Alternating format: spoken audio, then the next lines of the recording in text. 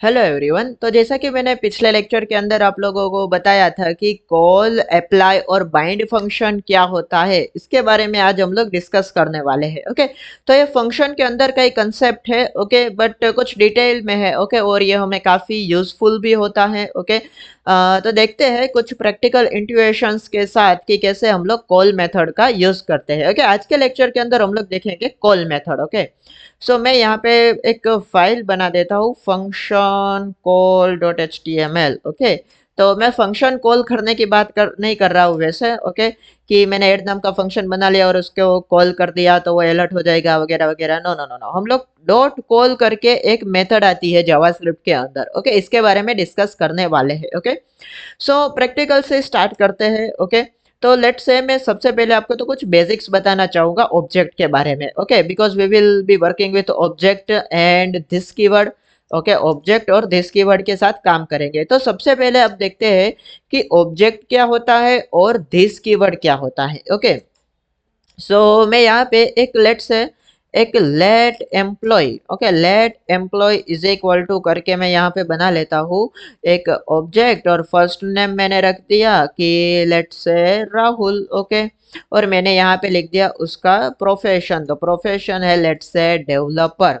Okay, अब मैं यहाँ पे क्या करता हूँ, एक डिटेल। ओके, डिटेल्स करके मैं क्या बनाता हूँ, एक फंक्शन बनाता हूँ। ओके, जो मुझे क्या रिटर्न करेगा, विच विल रिटर्न मी, मैं यहाँ पे बैकटिक के अंदर लिख देता हूँ कि information about the employee. Okay right, तो मैं यहाँ पे लिख देता हूँ लेट से dollar the name of the employee is, और मैंने यहाँ पे लिख दिया this dot F name.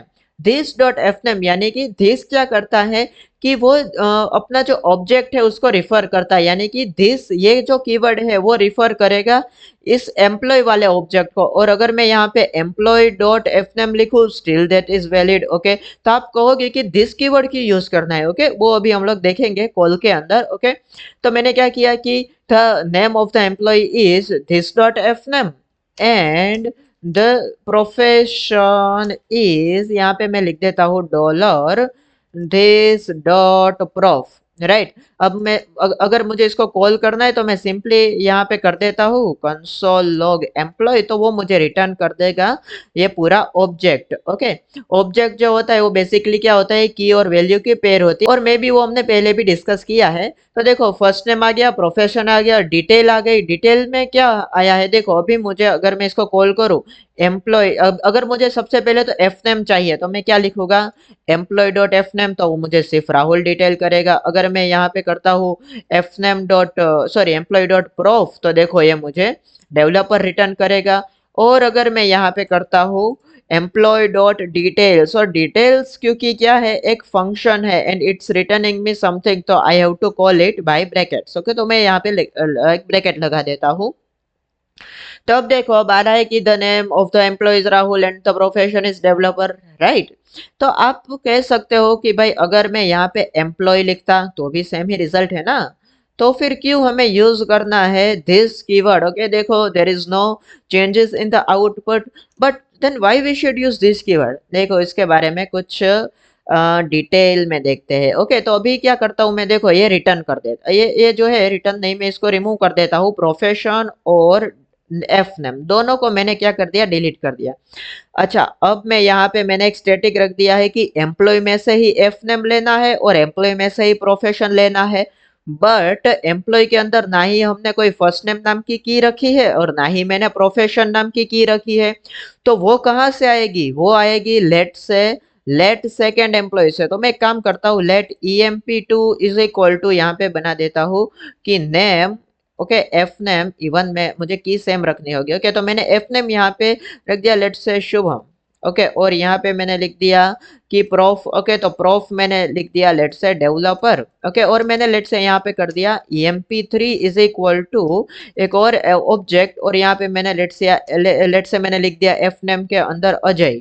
Okay, और यहाँ पे मैंने प्रोफ के अंदर पास कर दिया लेट्स से डेवलपर के साथ एक बिजनेस एनालिसिस, ओके, तो बिजनेस एनालिस्ट। तो अब क्या हुआ, देखो मैं अगर यहाँ पे मैं एक स्टैटिक मैंने फिक्स कर दिया है कि एम्प्लॉय में से ही आएगा, तो हमारे पास ना ही एम्प्लॉय के अंदर एफ नेम है, ना ही एम्प्लॉय के अंदर प्रोफेशन है, जो थे वो हमने रिमूव कर दिए हैं। So this will not work. Of course देखो मैं इसको अनकमेंट करता हूँ तो ये मुझे अनडिफाइन अनडिफाइन देगा। क्यों? बिकॉज हमारे पास वो है ही नहीं, तो जावास्क्रिप्ट भी कहाँ से देगा, राइट?